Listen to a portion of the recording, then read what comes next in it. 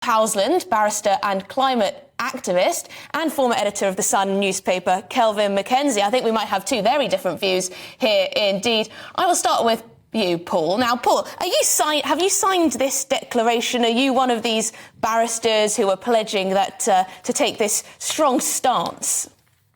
I have, yes. You have? Why?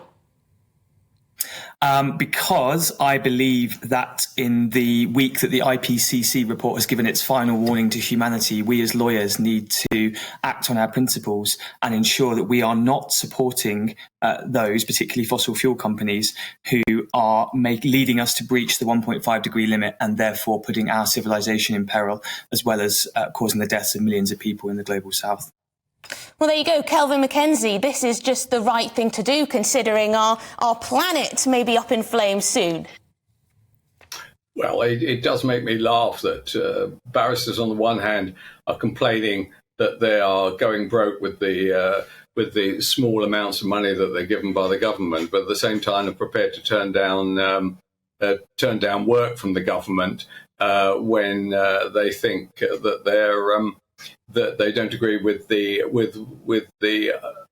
attitude or the charge.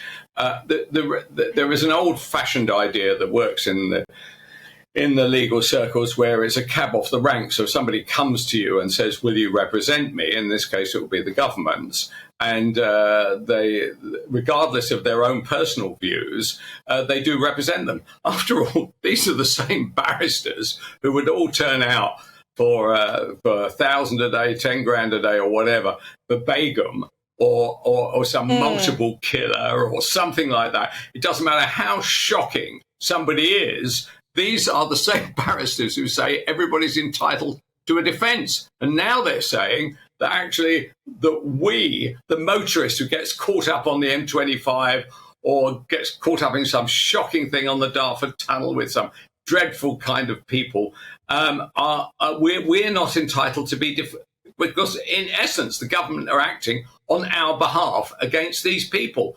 So I seriously hope, I don't know whether the barristers and the KCs ever drive cars or ever go around the M25. Perhaps they should try it and see what they make of being delayed for 6 hours by people who have an argument against oil.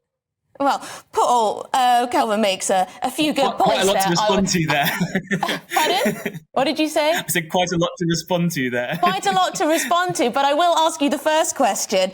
I think some viewers will be a tad confused as to why lawyers would refuse to prosecute or refuse to defend based on their political views. Surely that disrupts our basic, rule of law. Well, in effect, the rule of law is already disrupted by the fact that the oil industry, through its huge wealth, is able to employ vastly more lawyers than are available to ordinary people. There are at the moment thousands of lawyers in the UK being paid millions, tens of millions of pounds to advance the interests of the oil industry. And that gives them huge power. But like with any industry, Paul, that's the same with any big industry. Yeah, but any other industry is not committing the great crime that the fossil fuel industry is committing. We know scientifically that if we continue to expand the oil and gas industry, it will lead to millions of deaths. Therefore, they are committing a great crime, and I, on my conscience, will not facilitate them to continue committing that crime. And actually, it goes back to Kelvin's point about, would you defend, defend rapist, or would you defend Shamina Begum? I would actually defend in court a fossil fuel executive who was on a charge of murder or whatever it is, but I would not continue to allow them I will not continue to facilitate them to commit that crime.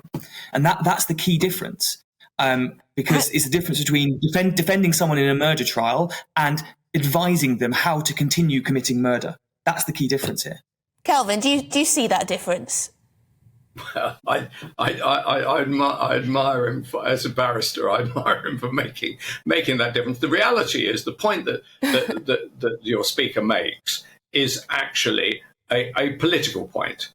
And the answer to what he wants to achieve is not to make a bit of a kerfuffle. I even see, by the way, a couple of KCs are joining in as well, including Byman as well. I didn't even know he was alive. He must be older than me. But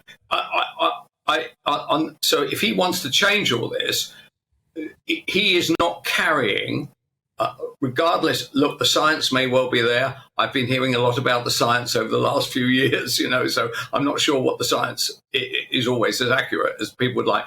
If you want to change this, we have to change our governments. And my sense is that the people are not with your argument, right? Look, none of us want 1.5 or anything. I totally buy all that. But you'd have to change the politics of our country.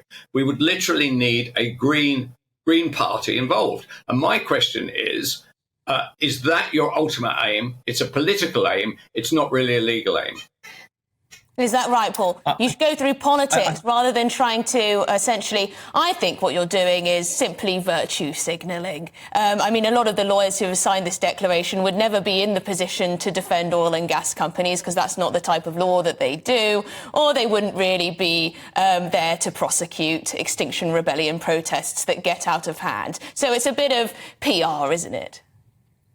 I think the system is already politically gamed by the oil industry. As an example, I do civil injunctions. And what's happened recently is oil companies, including Shell, have given a ton of money to lawyers in the City of London. And those lawyers have gone to the High Court to get injunctions that give a greater punishment for protesting on Shell forecourts than you would get normally for just ordinary public order offences. What that is the oil industry buying their own criminal law and using lawyers to do that. So the oil industry is already gaming the system, as are many wealthy companies. It's interesting to know that the charge. Sorry, go ahead, Paul. I just want to know: do you think ecocide should be a crime? Do you think that any person who works in the oil and gas industry is a criminal in some way? Because the way you talk about an industry that has changed the lives of people around the world for decades, for centuries even. It has transformed our way of life. Countries like China, India, etc. are still pumping out masses of fossil fuels, carbon emissions, etc., etc. In order for our country to become the country it is now, we've needed oil and gas. I don't like this demonisation of people that have fuelled our very existence. I think the demonisation must go towards expansion of the fossil fuel industry, and that's what our declaration says. It doesn't say we won't act for fossil fuel companies at all. It's about expansion. And obviously we need to have some oil and gas to make the transition across to a renewable society. So we're not saying don't stop using them straight away. It's about we cannot afford to have any further expansion.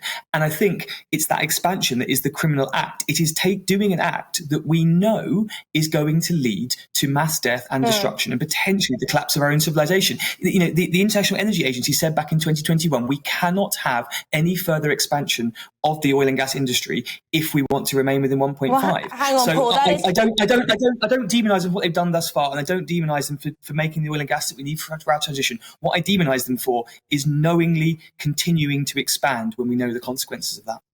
Well, that makes you quite a liberal in the sort of eco-activism world. It seems like a lot of these activists would like to see anyone who's ever worked in oil and gas be, hung, drawn and quartered.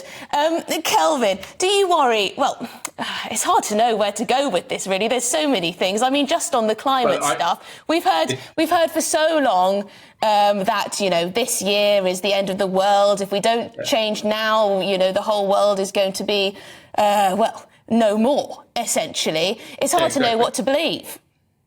Well, I must say the expression "the collapse of civilization," which was just used just now, I don't buy that. But look, I'm a good bit older than your speaker. Therefore, if it does collapse, then I've had a very good run out of petrol. But if it doesn't collapse, which I suspect is the case, then a lot of this is really a politicization of the law, which is fine because it represents a very small amount.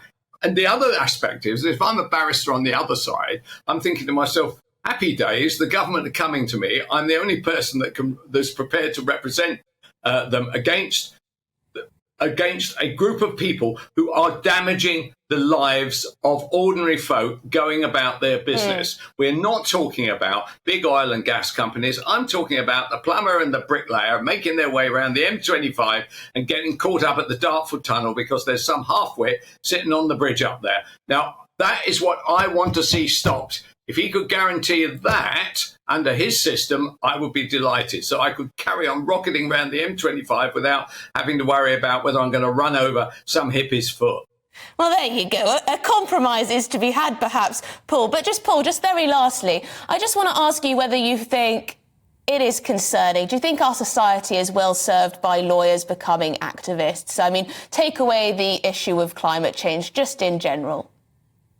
I think lawyers already are activists. It's a question of who they're activists for. And we already have thousands of lawyers who are activists for the fossil fuel companies because those companies pay them a lot of money, far more than I earn, probably 10 times, if not more, than what I earn doing the work that I'm doing. They are already activists in advancing their causes. And to Kelvin, I would say, if you don't like those protesters doing that kind of protest, what kind of protest do you advocate in the face where I think you've admitted earlier that some is necessary in order to stop us breaching the 1.5 degree target? What do you recommend, Kelvin? Please do tell us. What would you do? I'd recommend that you get into Westminster Square and you walk around there and you do what most people do, which is whether they're complaining about their pay or they're complaining about climate change. You know as well as I do that politicians have to take on a bulk of protests. And the reality with your argument is that, unfortunately, many clever people like yourself do have this view. The public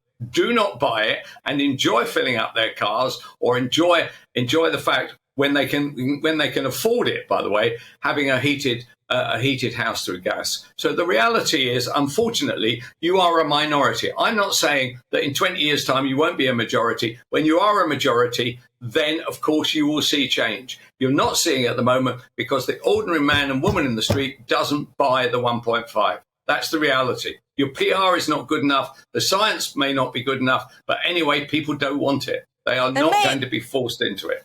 May I just add that I would like to also see climate activists, campaigning against the Chinese Communist Party. They keep building coal plants, don't they? And the same in India, same in most of the developing world. I'd just add that. Thank you very much indeed, barrister and climate activist Paul Powlesland. Thank you for your time. And former editor of The Sun, Kelvin MacKenzie there. Now, you've been getting in touch on this very subject. Should we prosecute climate activists? Helen said